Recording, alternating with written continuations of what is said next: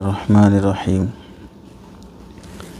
उज़्विया के अहकाम और उसके मुहाज़रात और मौजू चल रहा है, तो उसी में से एक अहम मौजू जो क़ुरबानी के मसाइल से मुताल्लिक़ जानवर ज़बह करने से पहले आदाब, ज़िबाह के वक्त के अहकाम और ज़िबाह करने के बाद के अहम उमूर, इसमें कुल 9 अहम बातें हैं। पहली बात है जानवर कब से कब तक ज़िबाह कर सकते हैं। दूसरी बात है जानवर कौन ज़िबाह कर सकता है। तीसरी बात है जानवर ज़िबाह करने से पहले किन उमूर का एहतमाम करना चाहिए। चौथी बात है ज़िबाह करते वक्त किन उमूर का एहतमाम करना या करवाना चाहिए। पाँचवीं बात है ज़िबाह का मसनून तरीक़ा क्या है। छठी बात है ज़िबाह के बाद किन उमूर का एहतमाम करना चाहिए। सातवीं बात है खाल, जानवर के खाल के अहकाम। आठवीं बात जानवर के गोश्त के अहकाम। नौवीं बात है जानवर की चर्बी के अहकाम। ये 9 बातें क़ुरबानी के मौजू में गोया कि ये आखिरी मौजू है उज़्हिया से मुताल्लिक़ मसाइल के लिहाज से, यानी मुत्तफ़क़ा मसाइल के लिहाज से। मुख्तलिफ़ मसाइल के मौज़ूआत अलग हैं। तो पहला जो उन्वान है जानवर ज़िबाह करने से पहले या ज़िबाह के वक्त या ज़िबाह के बाद किन उमूर का एहतमाम करना चाहिए। तो इसमें पहली बात है जानवर कब से कब तक ज़िबाह कर सकते हैं, ये पहली बात थी। तो गोया कि क़ुरबानी का वक्त क्या है। क़ुरबानी का जो वक्त है ज़िलहिज्जा की 10वीं तारीख़ से लेकर 12वीं तारीख़ के सूरज गुरूब होने से पहले पहले तक का वक्त है। इसमें इन 3 दिन में जिस दिन भी चाहे क़ुरबानी करें, क़ुरबानी सही होगी। लेकिन क़ुरबानी का सबसे अफजल जो दिन है वो बकरीद का पहला दिन है, फिर अफजलियत में दूसरा दिन है, फिर अफजलियत में तीसरा दिन है। लेकिन बहर सूरत हैं क़ुरबानी के 3 ही दिन। आजकल बाज़ लोग क़ुरबानी के 3 दिन के बारे में कहते हैं कि शरीयत से साबित नहीं है, ये मुल्हिदीन और मुनकिरीन की राय है। जबकि सही बात है कि अल्लाह के नबी अलैहिस्सलाम से 3 दिन का सबूत सराहतन भी है, इशारतन भी है। हज़रत इब्न उमर, हज़रत अनस रज़ी अल्लाह तआला अन्हु, इब्न अब्बास, हज़रत अली रज़ी अल्लाह तआला अन्हुम से सराहतन क़ुरबानी के 3 दिन होना साबित है, और आप अलैहिस्सलाम से इशारतन क़ुरबानी के 3 दिन होना साबित है। इसलिए क़ुरबानी के बहर सूरत 3 ही दिन हैं और इस पर उम्मत का इजमा है गोया के। दूसरा, क़ुरबानी के दिनों में जिस तरह दिन में क़ुरबानी करना जायज़ है, इसी तरह रात में भी क़ुरबानी करना जायज़ है। अलबत्ता रात में क़ुरबानी करने के लिए शर्त यह है कि रोशनी इतनी ज़्यादा हो कि किसी रग के कटने में बिल्कुल शुबह बाकी न रहे, कि ऐसा उजाला है जैसा गोया के दिन में उजाला है, और जब दिन के उजाले की तरह है तो फिर उसमें क़ुरबानी दुरुस्त होगी। अगर अंधेरा है, धुंधलापन है, कितनी रगें कटी हैं यकीन नहीं हो पा रहा है, तो फिर ऐसी सूरत में रात में क़ुरबानी नहीं करनी चाहिए। तीसरा मसला है बकरीद की नमाज़ होने से पहले क़ुरबानी करना दुरुस्त नहीं है। शहर के लोगों के लिए यही मसला है। अलबत्ता कोई देहात में रहता हो जहाँ ईद की नमाज़ ही नहीं होती, तो वहाँ फ़जर की नमाज़ के बाद से भी क़ुरबानी करना दुरुस्त है। शहर वालों के लिए मसला यह है कि पूरे शहर में किसी मस्जिद में या ईदगाह में नमाज ईद हो जाने के बाद क़ुरबानी करना अब सही हो जाता है, खा खुद क़ुरबानी करने वाले ने ईद की नमाज़ अभी ना पढ़ी हो, तो पहले ये ईद की क़ुरबानी कर दे, फिर जाके ईद की नमाज़ पढ़ रहा है। मसलन किसी मस्जिद में 6 सवा 6 बजे ईद की नमाज़ हो गई, फ़जर से इशराक़ का वक्त होते ही, तो वहाँ उसने ईद की नमाज़ पढ़ ली और जाके क़ुरबानी कर रहा, ये भी दुरुस्त है। या शहर में कहीं भी इशराक़ के वक्त में ईद की नमाज़ हो गई और होते ही ये अपनी क़ुरबानी करके फिर कहीं 10 बजे ईद की नमाज़ है, वहाँ जाके ईद की नमाज़ पढ़ रहा है, तो भी दुरुस्त है। यानी क़ुरबानी करने वाले का ईद की नमाज़ पढ़ के ही क़ुरबानी करना ज़रूरी नहीं है, वो पहले क़ुरबानी करके बाद में भी ईद की नमाज़ पढ़ सकता है, लेकिन शर्त यह है कि ईद की नमाज़ पूरे शहर में कहीं ना कहीं होना चाहिए, किसी भी जगह पर। अगर कहीं भी ईद की नमाज़ ना हुई हो तो फिर क़ुरबानी दुरुस्त नहीं होगी। पाँचवा मसला है, क़ुरबानी का जानवर जिस जगह पर है उस जगह का एतबार होगा, क़ुरबानी करने वाले की जगह का एतबार नहीं होगा। इस लिहाज से मसले की नौयत ये होगी कि हम शहर में रहते हैं और हमको क़ुरबानी पहले करा देना है, तो हमने अपने जानवर को गांव भेज दिया, देहात भेज दिया, या देहात में हमने जानवर ख़रीद के रख लिया, तो अब देहात में ईद की नमाज़ अव्वल वक्त में रख लिए, या वहाँ पर ईद की नमाज़ ही नहीं होती है और चंद मुसलमान हैं लेकिन शराइत जुमा वगैरह नहीं पाए जाते हैं, तो फिर इस सूरत में वो लोग फजर के मुत्तसिल भी क़ुरबानी कर सकते हैं। तो वहाँ हमने गांव में अपनी क़ुरबानी करा दी और हम शहर में हैं, ठीक है। इस वास्ते के क़ुरबानी करने वाले की जगह का एतबार नहीं है, बल्कि क़ुरबानी का जानवर जहाँ पर है उस जगह का एतबार होता है। तो इस लिहाज से इसकी क़ुरबानी दुरुस्त हो जाएगी।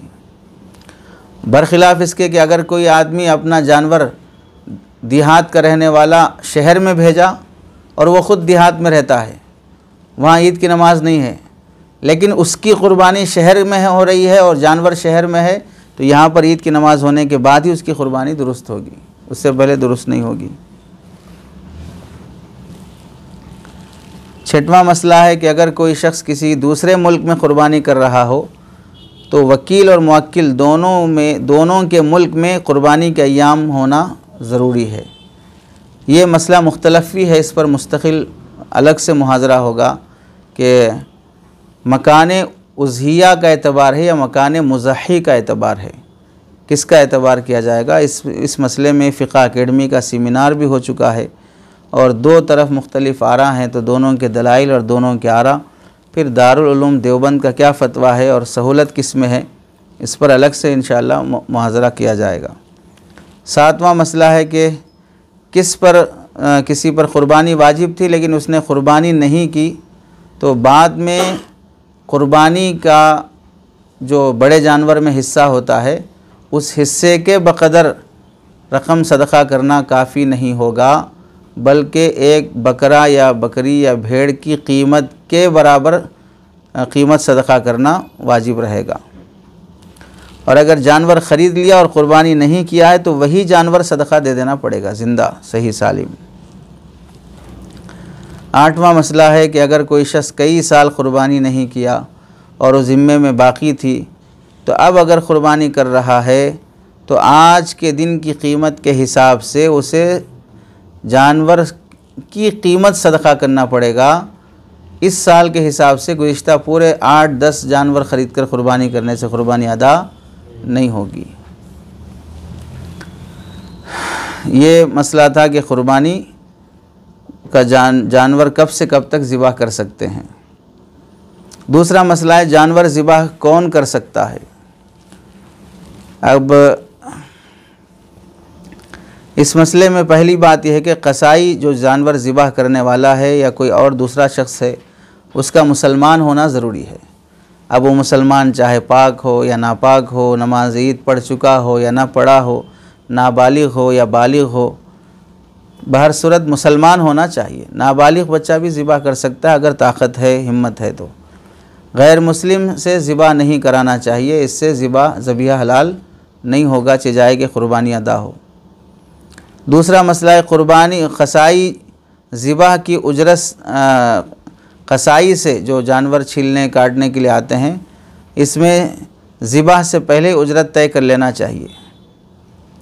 अगरचे जानने वाला पुराना कसाई हो तो भी पहले से उजरत तय हो ताकि बाद में बदमज़गी ना हो। यह भी शरीयत का हुक्म है। मामलात को अंधेरे में नहीं रखना चाहिए, मजहूल नहीं रखना चाहिए। तीसरा मसला है क़ुरबानी के जानवर का कोई जुज़, जैसे खाल है, गोश्त है, चर्बी है, ऊन है, आंतें हैं, रस्सी है, या उसका जो भी क़ुरबानी के जानवर के लिए इस्तेमाल होने वाली चीज़ें हैं, ख़ुद क़ुरबानी के पाए हैं, सिरा है, तो कसाई को ज़िबा की उजरत और मुआवज़े के तौर पर देना और असल उजरत में कम करना जायज़ नहीं है। उजरत अलग तय होगी और जो कुछ भी दिया जाएगा बतौर हदिया के दिया जाए तो अलग मौजू है। लिहाजा ज़िबाह की उजरत अलग से रकम की शक्ल में तय की जाएगी। और अगर किसी ने ऐसा कर लिया तो कुर्बानी तो हो जाएगी, लेकिन उतनी कीमत जो कसाब को बतौर उजरत के दी है अलग से फिर सदका करना इस पर वाजिब रहेगा। चौथा मसला है कि अगर कोई कसाई ज़िबाह के इन 3 अय्याम में, चूँकि बहुत डिमांड रहता है 3 दिनों में, और आम तौर से एक दिन पहले दूसरे दिन एक जानवर ज़िबाह करके उसकी खाल वगैरह निकाल के गोश्त टुकड़े करने के 1000 रुपये लेते हैं, तो क़ुरबानी के अय्याम के 3 दिनों में 3000, 5000, बड़ा जानवर रहा तो 8000, 10,000 रुपये लेते हैं। कसाईयों का डिमांड बढ़ जाता है उन दिनों में। तो एक जगह अगर कसाब साहब अगर किसी को वादा कर चुके हैं तो वहाँ से ज़्यादा उजरत मिलने की उम्मीद पर दूसरी जगह पर जाना यहाँ का काम छोड़कर उसके लिए भी जायज़ नहीं है। और अगर हम ज़्यादा डिमांड देकर कि आप वहाँ पर 8000 में कर रहे हैं, मैं आपको 12000 दूंगा, वहाँ का छोड़ के आ जाओ, इस तरह बुलाना भी जायज़ नहीं है। एक जगह जब मामला तय हो चुका है, मामले की तकमील से पहले ना खुद कसाब को वो मामला अधूरा छोड़ना चाहिए, ना किसी दूसरे को उस मामले को अधूरा छोड़ने पर बुलाना चाहिए। यही बात सब जगहों पर है, सिर्फ कसाब के मामले में नहीं। अगर कोई कहीं मदरसे में पढ़ा रहा मुदर्रिस है, अगर कहीं इमामत कर रहा है, तो आप वहाँ 12000 दे रहे, हम आपको 15000 देते, आ जाइए छोड़ के, तो यहाँ से छोड़ के भाग रहे। जब तक यहाँ का मुआहदा तय है कि आप इतने महीने या इतने साल खिदमत करेंगे, तो उससे पहले यहाँ पर अधूरा छोड़ के नहीं जाना चाहिए। जैसे मदारिस की मिसाल है कि भाई साल शुरू में उस्ताद लेते हैं, साल ख़त्म तक रहते हैं, हर महीना उस्ताद बदलता नहीं रहता। जहाँ हर महीना उस्ताद बदले वहाँ तालीम सही नहीं रहती। अब किसी नादान किस्म के उस्ताद को बीच में ख्याल आया कि मैं छोड़ के दूसरे मदरसे चले जाऊँ या अलग से मदरसा खोल लूँ, अब बीच में जाना चाह रहे हैं, तो फिर ये हिमाकत और नादानी किस्म की बात है। बिल्कुल इखलास से आ रही है और शोहरत और रिया का मसला है, क्योंकि आप जो काम करने जा रहे हैं वो काम ऑलरेडी कर रहे हैं ना। यहाँ अधूरा छोड़ के जाके नया काम करना चाह रहे हैं, अब कौन सा पहाड़ उठा रहे हैं आप जाके। तो अधूरा काम कहीं भी छोड़ के जाना शरीयत पसंद नहीं करती है। तीसरा जो मसला है, ज़िबाह से पहले किन उमूर का अहतमाम करना चाहिए। नंबर 1, जानवर को ज़िबाह करने से पहले चारा खिलाना, पानी पिलाना, यह मुस्तहब काम है। भूखा प्यासा रखना और भूख और प्यास की हालत में काटना मकरूह है। बाज़ लोग बोलते हैं भाई अब कट ही रहा है तो क्या पानी पिलाते, क्या घास खिलाते, छोड़ दो, मरना ही है, ज़िबाह होना ही है, इस तरह का ख्याल रखते हैं। दूसरा मसला है, अभी के जानवर को लिटाने के बाद छुरी नहीं तेज़ करना चाहिए, पहले से छुरी को तेज़ करना है। कुन छुरी से ज़िबाह करना मकरूह है और जानवर के सामने तेज़ करना भी मकरूह है, उससे पहले तेज़ करना चाहिए। लिटा कर तेज़ करना भी मकरूह है, इससे जानवर को तकलीफ़ होती है। नंबर 3, जिन को कुर्बानी करनी है तो बेहतर है कि कुर्बानी का जानवर ज़िबाह करते वक्त वो जानवर के करीब मौजूद रहें ताकि वो ज़िबाह के अमल को देख सकें। ये भी मुस्तहब अमल है। हम कहीं और हैं, जानवर कहीं और ज़िबाह हो रहा है, सिर्फ गोश्त घर पहुंच जा रहा है, उसमें सूखा तला हुआ बना के खा के सो जा रहे हैं। कुर्बानी के अमल को देखना भी सवाब और इबादत का ज़रिया है, तो उसमें शरीक रहना चाहिए। इतना भी करीब नहीं कि जानवर लात मारे इतना भी करीब नहीं होना चाहिए तो वो ख़ुद बोले कि भाई प्लीज़ कीप डिस्टेंस, बराए मेहरबानी थोड़ा फासला रख के खड़े हों। चौथी बात है, बवक्त ज़िबाह जिन उमूर की रियायत करनी चाहिए उनका पहले से मुताला होना चाहिए कि ज़िबाह के वक्त क्या क्या काम होना चाहिए। तो ज़िबाह के वक्त के उमूर का मुताला ज़िबाह से पहले कर लें ताकि आइन मौके पे अनाड़ी खसाब ना बने। वो जानवर काटने के बजाय जो सहारा दिया, हाथ दिया, उसकी चुंगली काट दी बाद में कितना भी सॉरी बोलो क्या होने वाला है उंगली तो वापस नहीं आएगी। और कसाब हजरात से भी जिन बातों की रियायत करवानी चाहिए वो भी पहले से बोल देना चाहिए कि भाई आप हजरात उजरत पे हैं, ये काम नहीं करना है, आपको पहले से ध्यान में रखें, बता देना चाहिए क्या उम्र है, आगे जिक्र आएगा उसका भी। पाँचवा है क़ुरबानी के जानवर की रस्सी है, झोल है, हार है, उसके गले का कोई भी सामान है, जो भी उससे उतारा जा सकता है उतार लें, और उतारने के बाद उन सब का सदका देना मुस्तहब है। और अगर फ़रोख्त कर दिया तो उसकी कीमत सदका देना वाजिब रहेगा। रस्सी वगैरह ख़ुद इस्तेमाल में लाना चाहें या किसी को हदिया देना चाहें तो दे सकते हैं, और कसाई को भी बतौर हदिया देना चाहे दे सकते हैं, लेकिन बतौर मुआवज़े के जानवर के गले की रस्सी जो ख़रीदते वक्त जानवर के गले में थी वो भी बतौर मुआवज़े के देना दुरुस्त नहीं है, और उसे बेचने के बाद उसे इस्तेमाल करना भी दुरुस्त नहीं है। बेचने के बाद उसकी कीमत बहर सूरत सदका देना पड़ेगा। तो इसका मतलब यह हुआ कि जानवर, क़ुरबानी के जानवर से सिवाय ज़िबाह के बाद गोश्त और खाल पोस्त वगैरह के किसी और तरह की मनफ़ात हासिल करना दुरुस्त नहीं होगी। चुनांचे इसी कबील से आएगा कि क़ुरबानी के गले के जानवर के गले की रस्सी से भी बेच कर फ़ायदा उठाना, या उसका दूध बेच कर फ़ायदा उठाना, या उससे बार बर्दारी करके उससे फ़ायदा उठाना, कोई काम दुरुस्त नहीं होगा। चौथा मसला है ज़िबाह के वक्त किन उमूर का अहतमाम करना या करवाना चाहिए। 3 दिनों में जो क़ुरबानी के अय्याम होते हैं, सबसे पहली चीज़ है कि क़ुरबानी की नीयत करें। क़ुरबानी चूँकि इबादत है, इबादत में सवाब के लिए नीयत शर्त होती है, और बाज़ मरतबा अदायगी के लिए भी नीयत शर्त होती है। नीयत करने का मौका या तो जानवर ख़रीदते वक्त नीयत करें या ज़िबाह के वक्त नीयत करें, दोनों तरह की गुंजाइश है। जैसे ज़कात देने में फ़कीर को देते वक्त नीयत करें या माल अलग करते वक्त नीयत करें। तीसरा मसला है कि क़ुरबानी में किसी ऐसे शख्स को शरीक न करें जिसकी नीयत क़ुरबानी की नहीं है।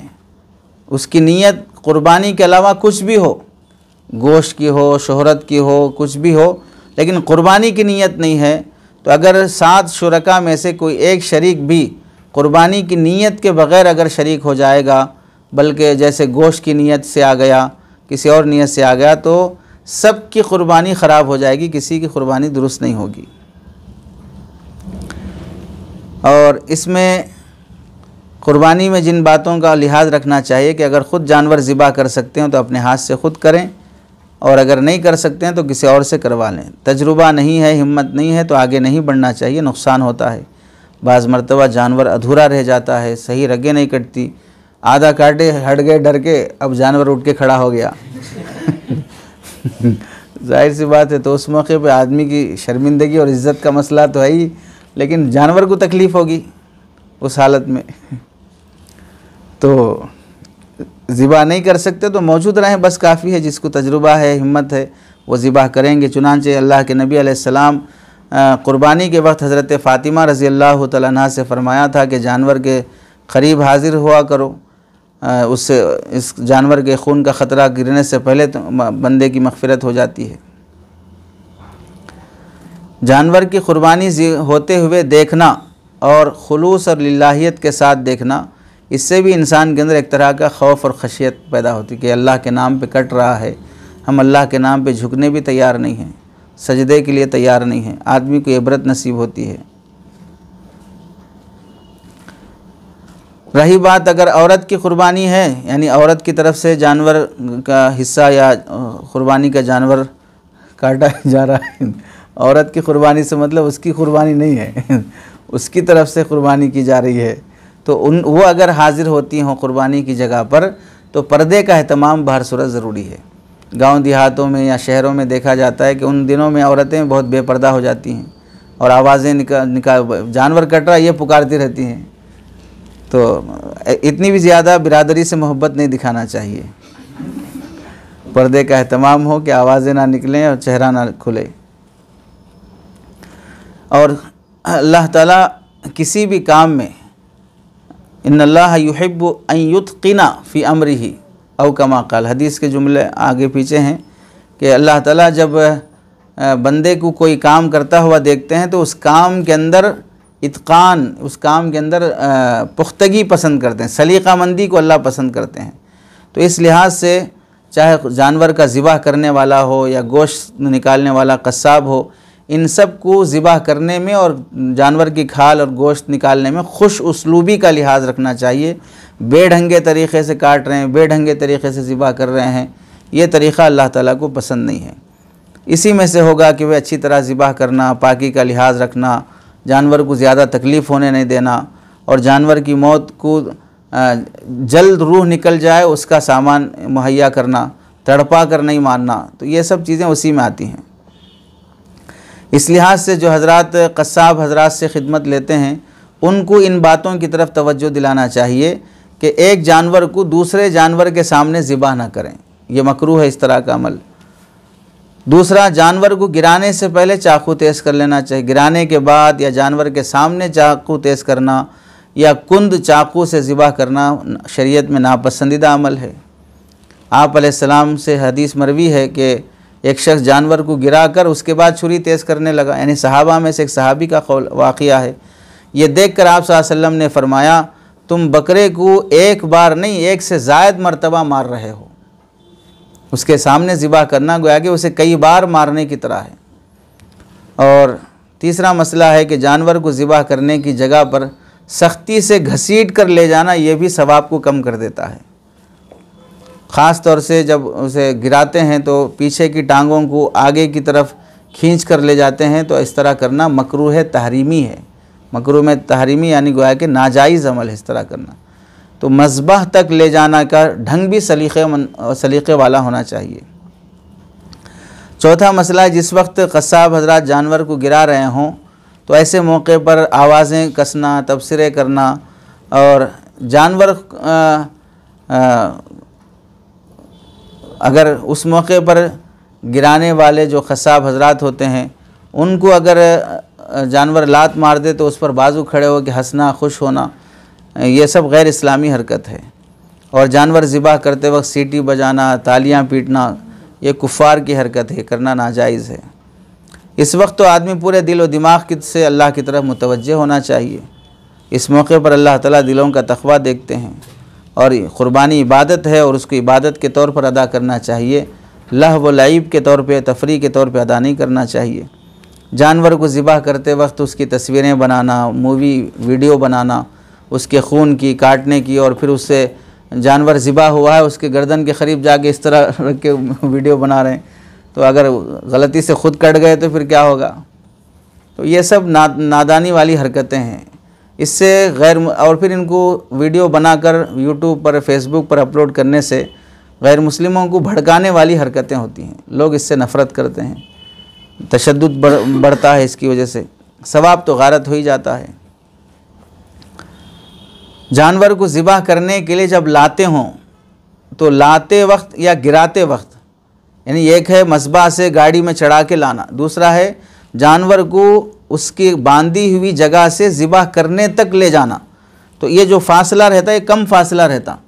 इस फासले के दरमियान या जानवर को गिराने के दरमियान अगर कुछ ऐब जानवर में पैदा हो जाए तो उस ऐब की वजह से क़ुरबानी दुरुस्त हो जाएगी। जबकि वही ऐब अगर पहले पैदा होता तो फिर वो क़ुरबानी दुरुस्त नहीं होती। जैसे जानवर गिराते वक्त उसकी एक टांग टूट गई, अब वो चल नहीं सक रहा है उसका पैर टूट गया, चल नहीं सक रहा है। उसकी खाल छिल गई जिसकी वजह से वो खाल छिल जाने से उसका हुस्न में फ़र्क आ गया, ख़त्म हो गया, क़ुरबानी दुरुस्त नहीं होती है। या उसकी आंख फूट गई जिसकी वजह से क़ुरबानी दुरुस्त नहीं होती। लेकिन ज़िबा के लिए गिराते वक्त इस तरह हुआ है तो फिर क़ुरबानी दुरुस्त हो जाएगी। छठा मसला है कि जानवर को ज़िबा करते वक्त क़िबला रुख लिटाना मुस्तहब है। बाज़ फ़ुक़हा ने इसको सुन्नत मुअक्कदा लिखा है, क़िबला रुख लिटा कर ज़िबा करना। सातवां मसला है कि ज़िबा करते वक्त तमाम शुरका के नाम पुकारना ज़रूरी नहीं है। ज़िबा करने वाला ज़िबा करते वक्त तमाम शुरका की तरफ से ज़िबा करने का दिल में ख़्याल कर ले, नीयत कर ले, बस सबकी तरफ से क़ुरबानी हो जाएगी। आठवां मसला है ज़िबा करने वाला जो भी शख्स है या क़साब हैं तो वो भी क़िबला रुख होना सुन्नत है। बिला उज़्र ज़िबा करने वाला शख्स भी क़िबला रुख से हट जाना यह मकरूह अमल है, बाकी क़ुरबानी दुरुस्त हो जाएगी। नवीं बात है, सुन्नत यह है कि जब जानवर को ज़िबा करने के लिए क़िबला रुख लिटाएँ तो फिर नीयत करके ये दुआ पढ़ें, इन्नी वज्जहतु वज्हिया लिल्लज़ी फ़तरस्समावाति वल अर्ज़ हनीफ़न वमा अना मिनल मुशरिकीन इन्ना सलाती व नुसुकी व महयाया व ममाती लिल्लाहि रब्बिल आलमीन ला शरीका लहु व बिज़ालिका उमिरतु अना अव्वलुल मुस्लिमीन। ये दुआ पढ़ना चाहिए। लेकिन इसके पढ़ने में इतनी भी देर नहीं लगाना कि जानवर को तकलीफ़ पहुँचे। पूरी तजवीद और क़िरात से क़ारी अब्दुल बासित पढ़े जैसा पढ़ रहे हैं ऐसा भी नहीं होना चाहिए। पढ़ने में दुश्वारी हो रही तो इसको छोड़कर दिल में सिर्फ़ ये नियत कर लें कि मैं अल्लाह के लिए क़ुरबानी कर रहा हूँ, बस काफ़ी है। 5वां है ज़िबाह का मसनून तरीक़ा। अब यहाँ तक आ गए, जानवर को लिटा दिए, लिटाने के वक्त की भी दुआ पढ़ ली, अब ज़िबाह का अमल है। तो ज़िबाह करने वाला अपना दाहिना पाँव जानवर के पहलू पर रख सकता है, रखना दुरुस्त है। जानवर के पहलू पर मतलब जो गला रहता है उसका, तो उसके गले के इस वाले हिस्से पर या मोंढे वाले हिस्से पर पैर रखते हैं ताकि इधर से हरकत ना हो। हरकत नहीं होगी तो चाकू सही से चलेगी। तो इस तरह पहलू पर पैर रखने में कोई हरज नहीं है। तो पहला काम इस सिलसिले में दिल में ये नियत करे कि मैं अपनी तरफ से, अपने तमाम शुरका की तरफ से इस जानवर की क़ुरबानी कर रहा हूँ, चूँकि नियत शर्त है। दूसरा है जब ज़िबाह करते हों तो अल्लाहुम्मा मिनका वलक बिस्मिल्लाहि अल्लाहु अकबर कह के जानवर ज़िबाह करें। तीसरा काम है कि थोड़ी के नीचे जो हड्डी बाहर निकली हुई होती है उसके नीचे जहाँ से सीना शुरू होता है उसके ऊपर, यानी ये जो हर आदमी के गले पर थोड़ी सी हल्की सी उभरी हुई हड्डी होती है उसके नीचे और सीने के ऊपर वाले हिस्से में ज़िबाह करना चाहिए।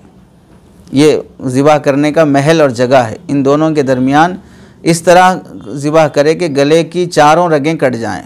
4 रगों में से एक रग का नाम नरखरा है जिससे जानवर सांस लेता है। दूसरा उसी के बाजू रहती है वो नाली जिससे खाना वगैरह दाना जाता है। और उसके अलावा 2 मोटी शहरगें हैं जो दाएं और बाएं होती हैं। ये 4 रगें होती हैं जो जानवर के गले में कटनी होती हैं।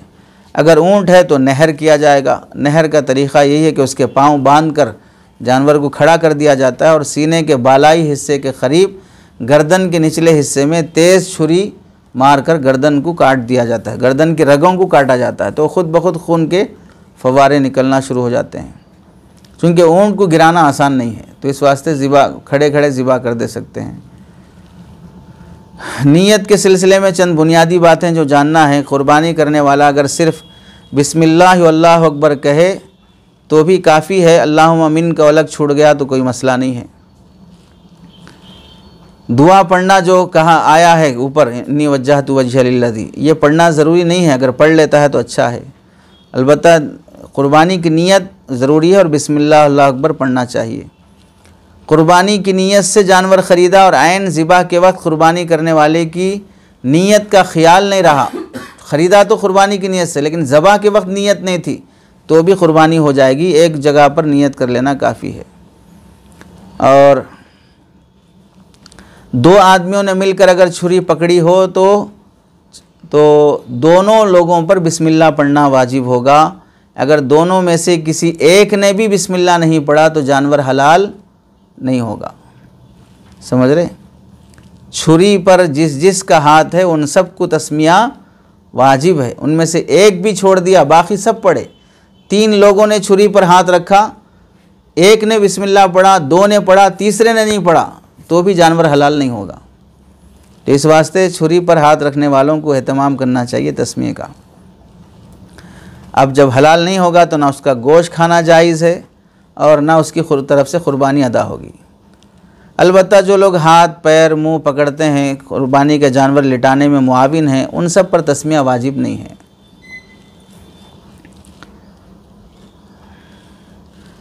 बिस्मिल्लाह अल्लाहु अकबर कहते ही फ़ौरन ज़िबाह करना चाहिए।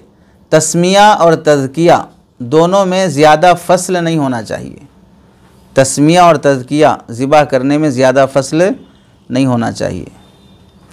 और इसी तरह अगर किसी ने बकरी को लिटा कर बिस्मिल्लाह पढ़ी और फिर उस बकरी को ज़िंदा छोड़कर दूसरी बकरी पर ज़िबाह किया तो वो बकरी भी हलाल नहीं होगी। तस्मिया की तायीन भी शर्त है। जिस जानवर को ज़िबाह करने के लिए बिस्मिल्लाह पढ़ा है उसी जानवर को ज़िबाह करना। एक जानवर पर बिस्मिल्लाह पढ़ा, दूसरे जानवर को काटा तो भी जानवर हलाल नहीं होगा। जानवर को ज़िबाह करते वक्त अगर बिस्मिल्लाह पढ़ना भूल गया तो भी उसका गोश्त हलाल रहेगा, क़ुरबानी अदा हो जाएगी, खाना जायज़ रहेगा। जानबूझकर छोड़ना जायज़ नहीं है। ज़िबाह की जो जगह है, गला काटने की जो जगह है, उस जगह से मुताल्लिक़ वजाहत यह है कि 4 रगों में से कोई सी 3 रगें कट जाएं तो भी जानवर हलाल रहेगा। उससे कम यानी सिर्फ 2 या 1 ही रग कटेगी तो फिर जानवर हराम रहेगा, हलाल नहीं होगा। 4 रगों में से कोई सी भी 3 कटना बहर सूरत ज़रूरी है, 2 या उससे कम कटे तो हलाल नहीं होगा। इसी तरह सख्ती से जानवर को इस तरह ज़िबा करना कि सर अलग हो जाए, या छुरी जो है वो हराम मक्स जो गर्दन के पास रहता है वहाँ तक पहुँच जाए, तो इस तरह करना मकरूह है। लेकिन अगर जानवर की गर्दन अलग हो भी जाती है तो भी गोश्त हलाल रहेगा, हराम नहीं होगा।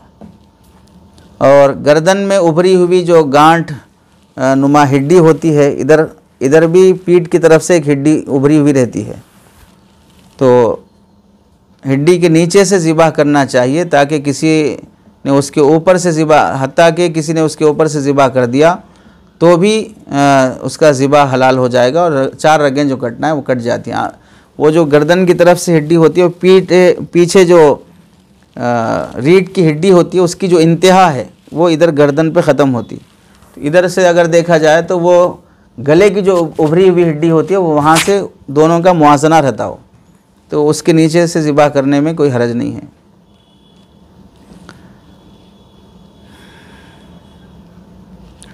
तस्मिया और तज़किया में ज़्यादा फसल नहीं होना चाहिए, इसकी तो वजाहत आ गई।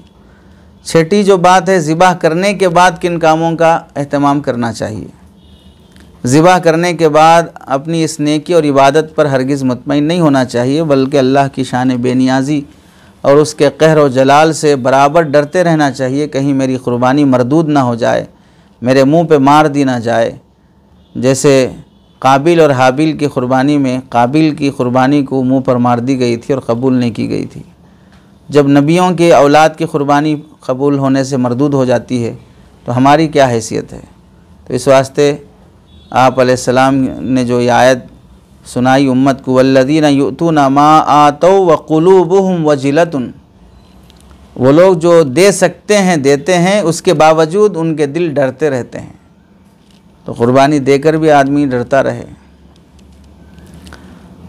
तो आप अलैहिस्सलाम से पूछा गया कि वल्लज़ीना युतूना मा आतौ व क़ुलूबुहुम वजिलतुन से क्या मुराद है, क्या वो लोग मुराद हैं जो शराब पीते हैं और चोरी करते हैं। तो आप अलैहिस्सलाम ने फरमाया, ऐ मेरे सिद्दीक़ की बेटी यानी हज़रत आयशा रज़ी अल्लाह तआला अन्हा से, नहीं बल्कि वो अल्लाह के वो खुदा तरस बंदे हैं जो रोज़ा रखते हैं, नमाज़ें पढ़ते हैं, सदक़ा खैरात करते हैं, उसके बावजूद भी डरते रहते हैं कि कहीं हमारी इबादतें कबूल होने से महरूम ना हो जाएं। इस वास्ते पहला काम तो कबूलियत के गम में रहना चाहिए। और ये बात भी जहन में रखना चाहिए कि अल्लाह की तरफ से किसी इबादत की तौफ़ीक़ का मिल जाना उसकी कबूलियत की अलामत नहीं होती है। इबादत की तौफ़ीक़ कबूलियत की अलामत नहीं होती। काबिल ने भी तो क़ुरबानी की थी लेकिन कबूल नहीं हुई।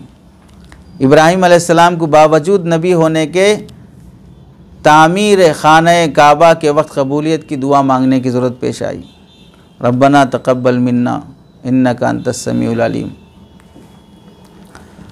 और अल्लाह के नेक बंदों का भी दस्तूर यही है कि इबादत करने के बाद, चुनांचे आप अलैहिस्सलाम ने जो दुआ सिखाई है क़ुरबानी करने के बाद पढ़ने की, अल्लाहुम्मा तक़ब्बलहु मिन्नी, क़ुरबानी ज़िबा हो जाने के बाद ये पढ़ना है, जानवर कट जाने के बाद। तो कबूलियत की सबसे पहले दुआ है तक़ब्बलहु मिन्नी कमा तक़ब्बलता मिन हबीबिका मुहम्मद व खलीलिका इब्राहीम अलैहिस्सलातु वस्सलाम। ये क़ुरबानी का जानवर ज़िबा होने के बाद पढ़ने की दुआ है, यानी कबूलियत मांगना। फिर उसके बाद जो करने का काम है, अपनी तरफ से किया हो तो ठीक है, और किसी और की तरफ से किया हो तो वहाँ पर ये जो अल्लाहुम्मा तक़ब्बलहु मिन्नी ये अपनी तरफ से किया है तो, और अगर किसी और की तरफ से किया है तो अल्लाहुम्मा तक़ब्बल मिन फ़ुलानिन, फ़ुलानिन की जगह पर जिन जिन के नाम है उनके नाम पढ़ सकते हैं। अब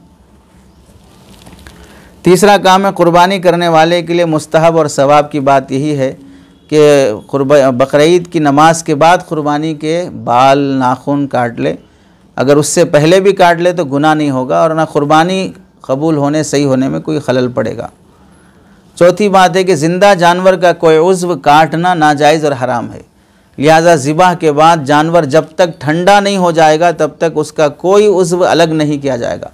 कसाब हज़रात को बहुत जल्दी रहती है इस मसले में, और वो लोग बहुत जल्दी खाल निकालने, गर्दन तोड़ने, दिमाग में बर्छा मारने, इसकी कोशिश रहती है कि जल्दी यहाँ से फारिग होकर और एक जगह जाएँ, चूँकि कमाने के यही 3 दिन है, इसलिए खूब जल्दी फारिग हो जाएँ। तो जानवर ठंडा होने से पहले वो गर्म हो जाते हैं। तो उनको बोलना चाहिए जब तक जानवर ठंडा ना हो आप गर्म ना हो, जब ये ठंडा हो जाए फिर आप गर्म हो जाएं और फिर काम पे लग जाएं। जानवर ठंडा होने से पहले खाल छीलना, चमड़ी निकालना, गर्दन तोड़ना, उल्टा लटकाना, ये सब चीज़ें मकरूह जायज़ नहीं है।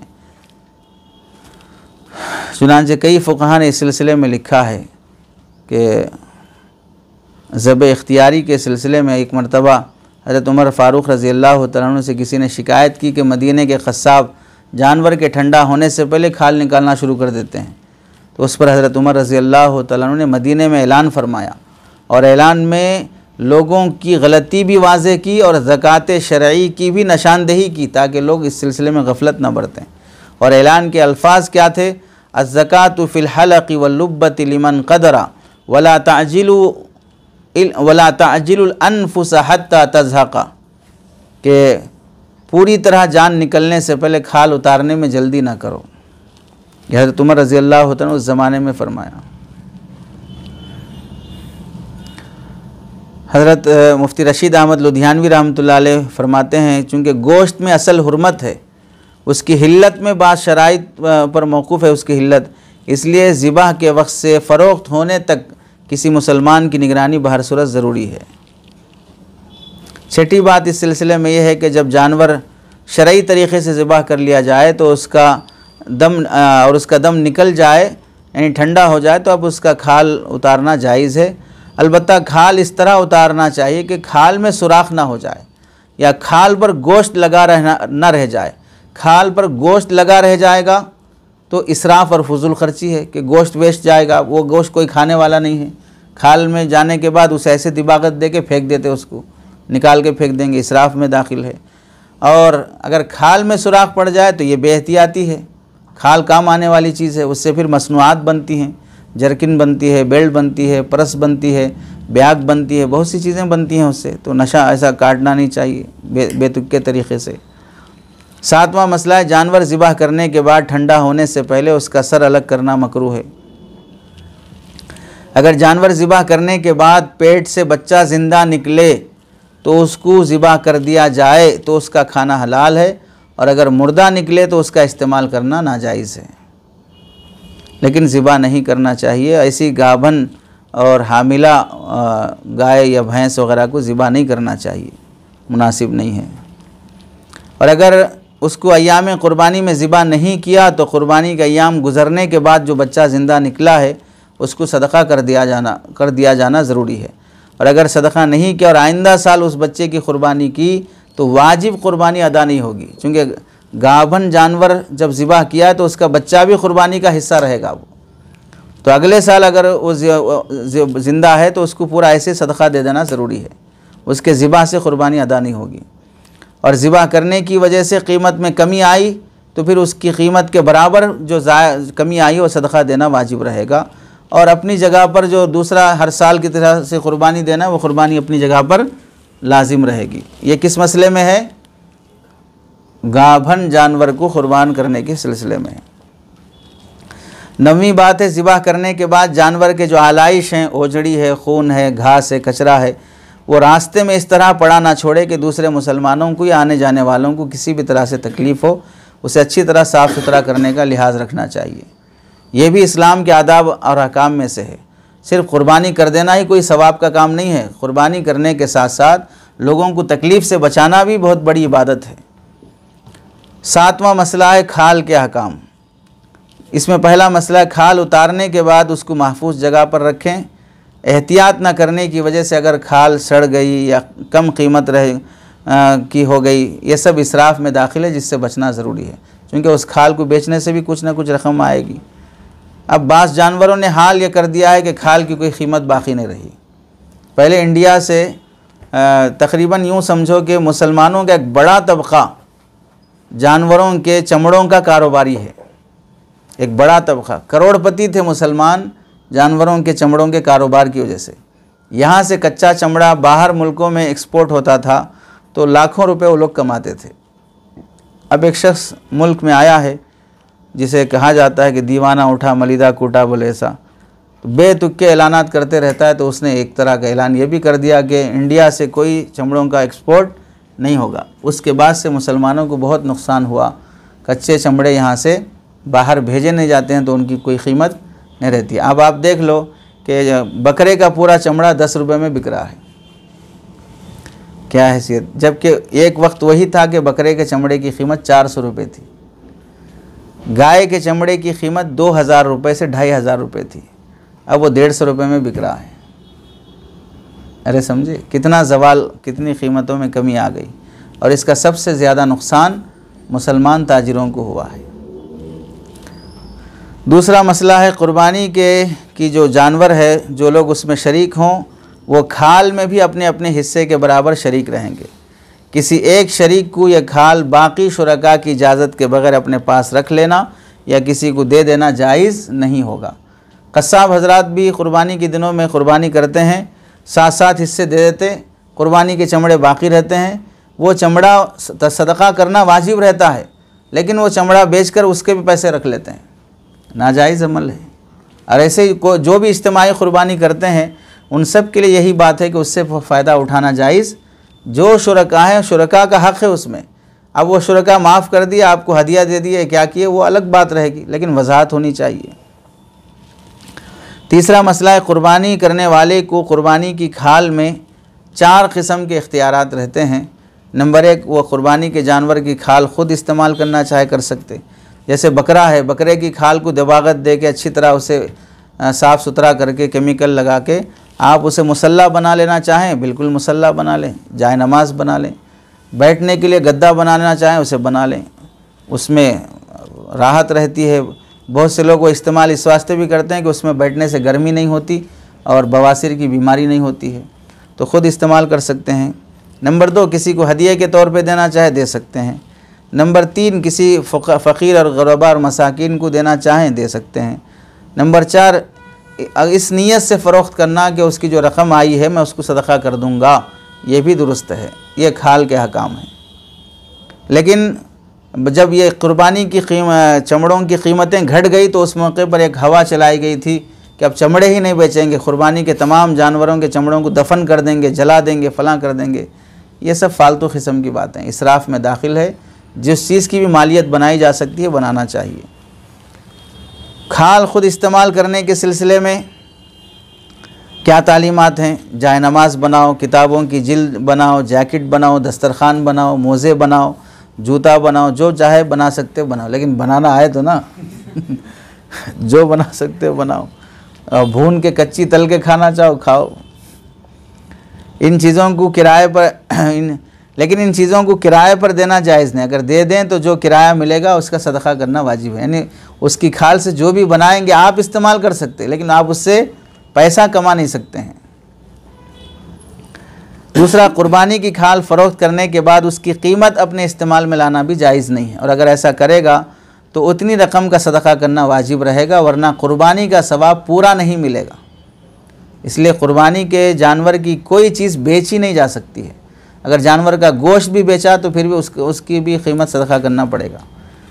कुर्बानी की खाल अगर किसी को हदिया देना हो तो कि बतौर हदिये के देना हो तो बग़ैर मुआवज़े के देना चाहिए। हदिया उसी को कहते हैं। अब जिसको हदिया दे रहे हैं, खा वो सैयद हो, मालदार हो, या अपने माँ बाप हों, अहल-ओ-याल हों, अजनबी हों, रिश्तेदार हों, काफिर हों, मुसलमान हों, बिला मुआवज़े कुर्बानी की खाल जिसको देना चाहे दे सकते हैं। अलबत्ता खाल को मुलाजिम या मुअज्जिन या खादिम वगैरह को तनख्वाह के इवज़ में या कस्साब को उजरत के इवज़ में देना जायज़ नहीं रहेगा। कुर्बानी की खाल फ़ुक़रा और मसाकिन को खैरात में दी जा सकती है, मगर यह मुस्तहब है, वाजिब नहीं है। इन हज़रात को देना कोई वाजिब अमल नहीं है। ज़कात की तरह हुक्म नहीं है कुर्बानी के जानवर के खाल का। नंबर 2, कुर्बानी की खाल फ़रोख्त करने के बाद जो रकम मिलती है, खाल जमा करने वालों पर ज़रूरी है कि उसको सदका कर दें। और सदक़े की हकीकत यह है कि फ़कीर मिस्किन को मालिकाना तौर पर वो रकम या उससे ख़रीदी हुई चीज़ जो दी जाएगी मालिकाना तौर पर दिया जाना चाहिए कि उसको हर तरह का इख्तियार रहे। मालिकाना कब्ज़े के बग़ैर अगर दे रहे हैं तो फिर वो सदका अदा नहीं होगा।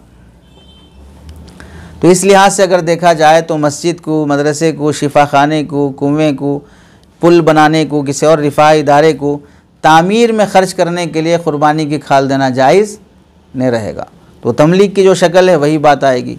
इस लिहाज से किसी लावारिस के कफ़न या मैयत की तरफ से कर्ज़ अदा करने में भी क़ुरबानी के खाल की कीमत ख़र्च करना जायज़ नहीं रहेगा, क्योंकि यहाँ किसी फ़कीर को मालिक बनाना नहीं है और कब्ज़े में देना भी नहीं पाया गया।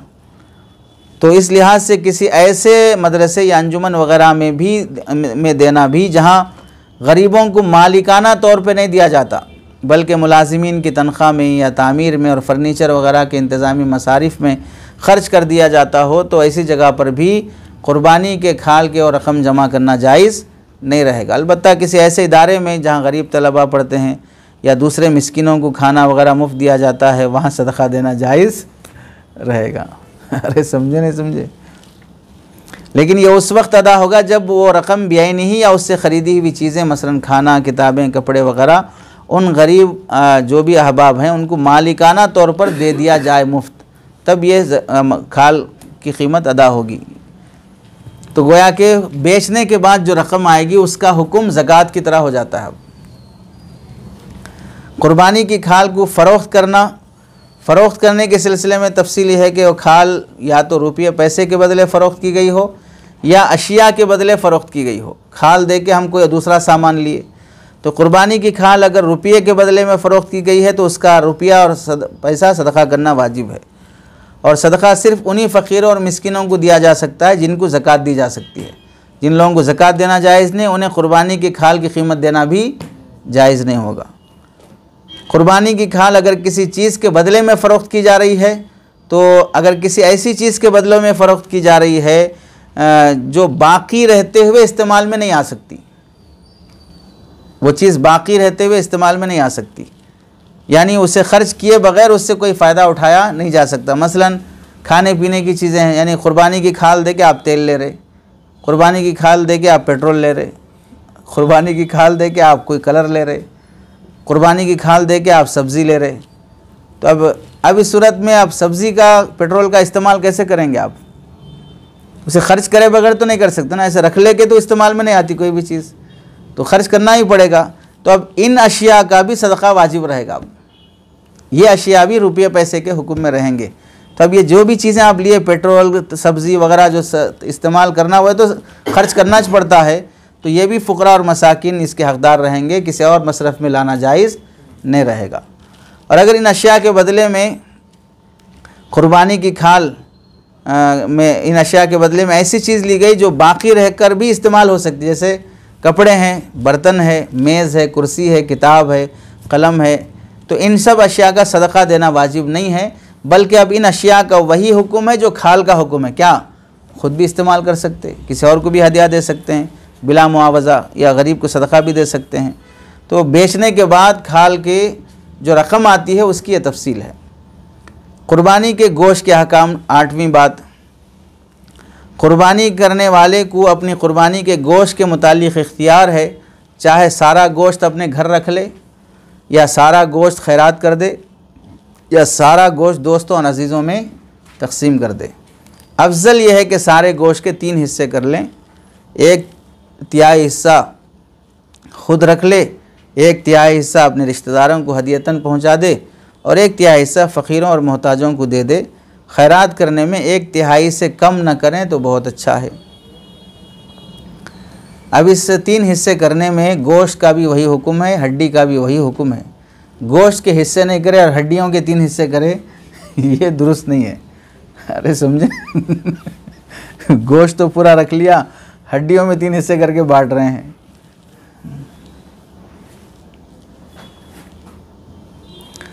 अगर गाय या बैल, भैंस, ऊँट में 7 आदमी मिलकर शरीक हुए और क़ुरबानी की, तो अब उसका गोश्त बाहम अंदाजे से तकसीम करना जायज़ नहीं है, बल्कि खूब ठीक वज़न करके बांटना होगा। अगर किसी के हिस्से में गोश्त कम हो गया तो यह सूद में दाखिल है। 7 आदमियों का गोश्त एक दूसरे में गोश्त का गोश्त से तबादला, हम जिन्स से तबादला कम ज़्यादती के साथ जायज़ नहीं होगा। ये सूद लेने वाला और देने वाला चाहे राज़ी हों, फिर भी लेन देन सूदी कारोबार में दाखिल होगा और नाजायज़ और गुनहगार होंगे ये सब लोग। और जिसके हिस्से में ज़्यादा गोश्त चला गया उसको भी उसका खाना जायज़ नहीं है, जिसको कम मिला वो देना भी जायज़ नहीं है। अरे समझे, इस लिहाज से सारे शुरका अगर खुश दिली से हर एक शरीक को इजाज़त दे दें कि जो शरीक जितना चाहे ले लें और जब जो चाहे हमको दे दें, तो भी इस तरह करना जायज़ नहीं रहेगा, क्योंकि सूदी मामले में रजामंदी का कोई एतबार नहीं है। सब मिल राज़ी रह के सूदी लेन देन कर रहे हैं तो सूद हलाल नहीं हो जाएगा। तो बहुत एहतियात करने की बात है गोश्त के मसले में। तो इसका हल ये है, फ़ुक़हा ने जो लिखा कि गोश्त की तक़सीम में जिन्स बदल दी जाए। जिन्स क्या है? सिरा है, पाए हैं, कलीजी है, बोटी है, दिल है, गुर्दे हैं, फेफड़े हैं, ये सब गोश्त में दाखिल नहीं है। तो खिलाफ़े जिन्स चीज़ों को उसमें मिला दिया जाए, तो अब गोश्त का गोश्त से तबादला नहीं होगा, जिन्स बदल गई। अब जिन्स बदल गई तो कमी ज़्यादती की इजाज़त रहेगी। अरे समझ गए? बाहर सूरत तोलने में तो अंदाज़ा नहीं होना चाहिए, तोल कर ही देना चाहिए। तक़सीम करने में इसका लिहाज रखें। अगर एक जानवर में कई शरीक हैं और सब गोश्त आपस में तक़सीम नहीं करते, बल्कि इज्तिमाई तौर पर सब फ़ुक़रा और अहबाब में तक़सीम कर देते या पका के खा लेते हैं, तो भी तक़सीम, इस सूरत में तक़सीम ज़रूरी नहीं है। हाँ, शुरका आपस में तक़सीम करेंगे तो उसमें वज़न का लिहाज बहर सूरत ज़रूरी है। तक़सीम ही नहीं करना है, बल्कि जो भी आया सब बांट देना है, सब पका के एक साथ खा लेना है, तो उसमें इख्तियार है। और इस सिलसिले में एक बात यह भी है, गोश्त के मसले में अगर तमाम हिस्सेदार एक जगह पर खाते हों, अलग अलग जगह पर जुदा नहीं होते, तो इस सूरत में गोश्त को तोल कर तक़सीम करना ज़रूरी नहीं है। एक फैमिली है सब। पांचवा मसला है, किसी का हदिया हक़ीर नहीं समझना चाहिए। अब जब ये 3 हिस्से करके आपस में रिश्तेदारों को भेजते, पड़ोसियों को भेजते ना, तो अब जो पड़ोसियों को आते, देखो क्या छीतड़े दिए हमारे को, बिल्ली गुदाले जैसा दिए हमारे को, कुत्ते को फेंके जैसा फेंके हड्डे हमारे को, इस तरह एक दूसरे की क्या नहीं करना चाहिए, ताख़ीर नहीं करना चाहिए गोश्त के सिलसिले में। आप सल्लल्लाहु अलैहि वसल्लम ने मुसलमान औरतों से ख़िताब करके फ़रमाया, कोई पड़ोसन अपनी पड़ोसन के लिए किसी भी चीज़ के लेने देने को हक़ीर ना जाने, अगरचे के बकरी का खुर ही क्यों ना हो। जो पैर रहते ना नीचे पैर के पास बकरी के, वो वाला हिस्सा भी दिया जाए। तो आप अलैहिस्सलाम ने 1400 साल पहले तंबीह कर दी कि किसी के हदिये को क्या मत समझो, मामूली मत समझो। तो बहुत अहम हिदायत है कि इससे मोहब्बत बढ़ती है। लेकिन चूँकि इसका लिहाज नहीं रखा गया तो दिल के अंदर नफसानियत पैदा हो जाती है। हदिया देने से लोग कतराते हैं, भाई इतनी मामूली चीज़ क्या देना, और दिए तो क्या दिए देखो दे, इस तरह की बातें आ जाना। बहुत सी औरतों पर यह नफसानियत सवार रहती है और ज़रा सी चीज़ का हदिया लेने में कतराना शुरू कर देती हैं। किसी को कुछ दें तो अच्छी चीज़ देना चाहिए, और अगर बुरी चीज़ यानी थोड़ी नामुनासिब चीज़ भी आ जाए तो ताने नहीं देना चाहिए। वो हदिया दिया है, आप ताने दे रहे हैं, तो हदिये के बदले आप दुआ दे दो, खामोश रह जाओ। और मामूली चीज़ के बतौर हदिये के कबूल करने में भी कोई कराहत महसूस नहीं करना चाहिए। किसी पड़ोसन से मामूली चीज़ हदिये में आ जाए तो उसे बेतुकी बातें नहीं करना चाहिए, ना अपनी हैसियत का ख्याल, ना अपने हमारी इज़्ज़त भेजने का ख्याल। इस तरह की कोई ऐसे ताने वाली बातें, कड़वी कसली बातें नहीं कसना चाहिए। जिसको जो मैसर है वो देते हैं, लेकिन बाहर सूरत अच्छा देने का एहतमाम करना चाहिए। गोश्त के सिलसिले में दूसरा मसला है, कुर्बानी का गोश्त फ़रोख्त करना हराम है। कसाई को ज़िबाह करने की उजरत में गोश्त देना भी हराम है, उजरत बाहर सूरत अलग रहेगी।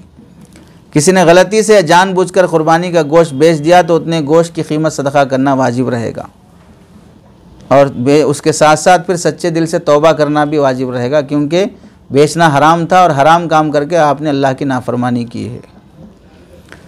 गोश्त किसी को दे सकते हैं, किसको देना और किसको नहीं देना। कुर्बानी का गोश्त गैर मुस्लिम, ईसाई, यहूदी, मजूसी, हिंदू सबको देना जायज़ है, कोई मसला नहीं है। कुर्बानी के गोश्त में कोई पवित्र बात नहीं है कि भाई इनको नहीं दे सकते, इनको दे सकते। कुर्बानी के जानवर की चर्बी है, छींचड़े हैं, कसाई को मजदूरी में देना किसी भी सूरत में जायज़ नहीं। मजदूरी बाहर सूरत अलग से ही तय की जाएगी। कुर्बानी के जानवर में क्या खा सकते क्या नहीं खा सकते हैं। हलाल जानवर में 7 चीज़ों के अलावा बाकी तमाम आज़ा हलाल हैं। 7 चीज़ें नहीं खाना चाहिए। नंबर 1 बहता हुआ खून, नंबर 2 नर की पेशाबगाह, नंबर 2 खुसियतैन जिसे कपूरे कहते हैं, नंबर 4 मादा की पेशाबगाह, नंबर 5 गुदूद, नंबर 6 मसाना, नंबर 7 पित्ता।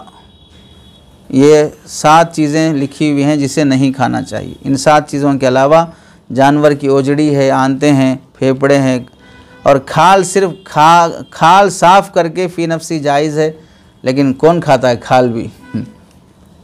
हराम मग़ज़ के बारे में उलमा की मुख्तलिफ़ आरा हैं, नहीं खाना बेहतर है, बस ख़त्म। बाकी किसी को पसंद है कि भाई वो मिसाल के तौर पर नर की पेशाबगाह भी खाना चाह रहा है, मादा की पेशाबगाह भी खाना चाह रहा है, वो कपूरे भी खाना चाह रहा है, क्या क्या खाना चाह रहा है, खाओ भाई, हमारे क्या करना है। आपको शौक़ है तो खाइए। आपको चुस्ती आएगी, नींद जाएगी और बेदारी आएगी, ताकत क़ुव्वत आएगी, खाइए जो खाना चाहते हैं। क्या बना के खाते खाइए, बिरयानी बना के खाइए, तल के खाइए, पका के खाइए, सुखा के खाइए, लालीपॉप बना के खाइए। कुर्बानी के गोश्त में, गोश्त की दावत वग़ैरह करने में इसका लिहाज रखना चाहिए कि अल्लाह के नाम पर कटा हुआ जानवर है, अल्लाह की तरफ से गोया कि ज़ियाफ़त और मेहमान नवाजी है बंदे के लिए।